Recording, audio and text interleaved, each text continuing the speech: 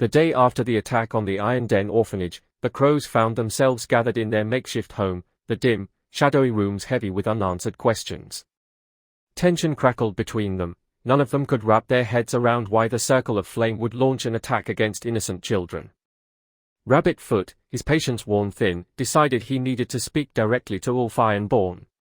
He needed to know how the kids were and what was going on. After all, they had risked their lives to help, and it was time to get some answers.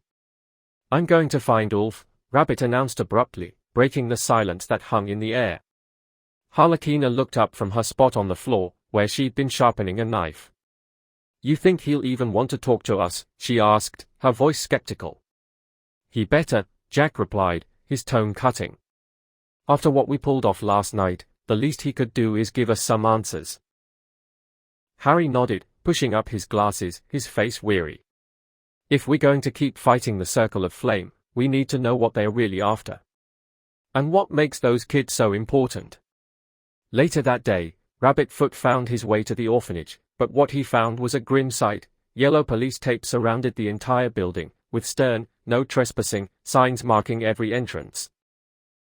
The back half of the orphanage had collapsed into a massive crater, the aftermath of Ulf's explosive plan.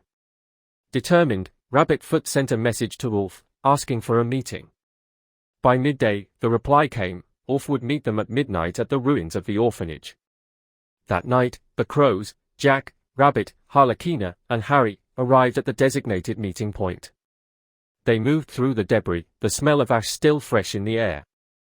The destruction left Harlequina stunned. "I knew it was bad, but this is something else," she muttered, shaking her head. "Circle of Flame must be desperate," Harry added, his tone dark. "You don't come at kids like this unless you're searching for something very specific." "They're bastards, that's for sure," Jack said, his voice carrying a dangerous edge. "But Ulf's got to have some answers. He owes us that much." They waited in silence, the chill of the night creeping in, when Jack noticed a stray dog approaching. It walked with purpose, a plastic bag clutched in its mouth. Jack's eyes narrowed suspiciously. "That doesn't look right," he muttered, stepping forward cautiously. Harry took a deep breath, sensing the familiar energy of magic. "There's something powerful about this. Be careful, Jack." Jack knelt down, taking the bag from the dog's mouth. He opened it, and immediately recoiled. A decapitated head lay within, its expression frozen in a grotesque grimace. But before any of them could react further, the head spoke, its lifeless eyes turning towards them. "Let's keep this brief," came Ulf's voice, deep and resonant despite the bizarre sight. "Magic," Harry whispered, awe in his voice. "It's ventriloquism magic. He's using it to speak through this head. He must be nearby." Harlequina looked utterly disgusted. "You've got to be kidding me." "Ulf, really?" she called out, looking around. "We can't meet in person." The head turned toward her slightly. "Despite your help, I don't trust you, crows," Ulf's voice replied, cold and distant. "We talk like this for now." "Paranoid much?" Harlequina scoffed, but Jack shot her a warning look. Jack stepped forward, his voice calm but resolute. "We're not here to play games, Ulf. We need to know about the kids. Are they safe?" A pause, then, "The children are fine.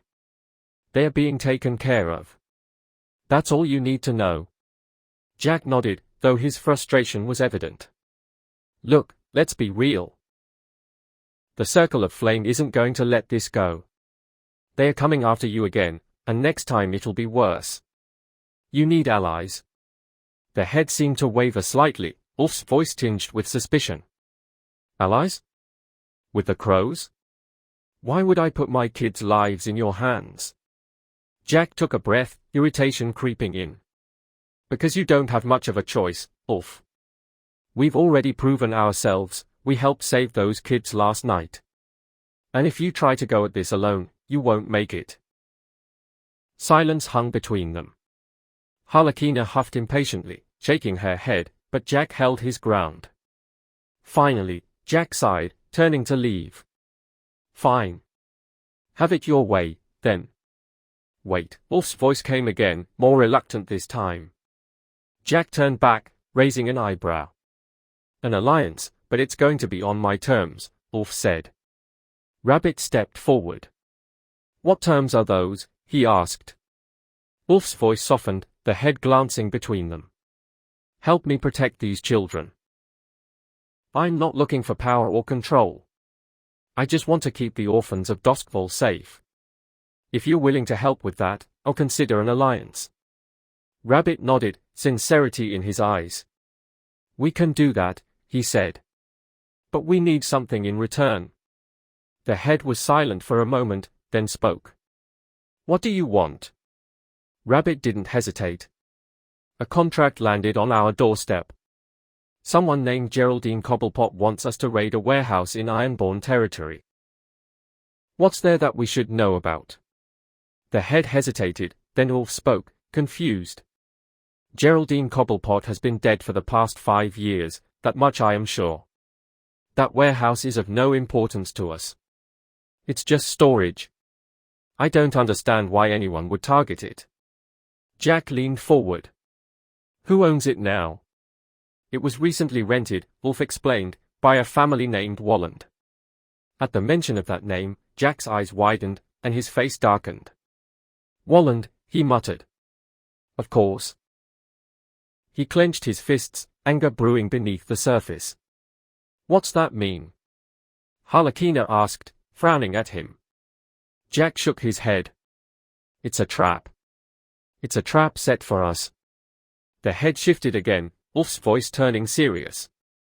Whoever they are, you need to be cautious. I won't let my kids get caught in whatever vendetta you have going. Jack's eyes narrowed, determination settling in. Agreed. We take this fight to them, and we keep the kids safe. Ulf's voice came again, filled with wary acceptance. I hope, for all our sakes, you're telling the truth, Crows. There was a brief pause, then Jack spoke again, changing the subject. One more thing, Ulf. We both know that your territory has lost ground to the Circle of Flame since the attack.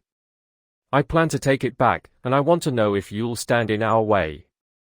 A long silence followed before Ulf's voice responded, surprising them all. No. I won't stand in your way. In fact, if you're serious about it, I'll provide you with everything I know, secret passages, the best plan of attack. I don't wish to fight the Crows for that area. You take it, and keep it, but I want the heads of any Circle of Flame soldiers you find. Jack smiled grimly. Fair enough. It's a deal. With that, the decapitated head fell silent, and the eerie magic faded. The dog trotted away, disappearing into the darkness. The Crows exchanged looks. An uneasy alliance, perhaps, but it was a start. As they turned to leave, Harry cast one last look around the ruins, his eyes searching the shadows. He couldn't shake the feeling of being watched, the air heavy with the remnants of Ulf's magic. He was deeply impressed by the way Ulf had used the decapitated head, by the sheer power and reach of his spells. This was no ordinary thug they were dealing with, and Harry knew it. Jack, meanwhile, was already forming a plan in his mind. They would strike back, reclaim the territory, and make sure the Circle of Flame knew that the Crows weren't to be trifled with. He glanced at Rabbit, his expression grim. Time to start planning. We'll take back that territory, and make them regret ever thinking they could mess with us. Rabbit nodded, a hint of a smile touching his lips. And we'll make sure those kids are safe while we're at it. As they walked away from the ruined orphanage, each of them carried with them a renewed sense of purpose, and the knowledge that the next move was theirs to make.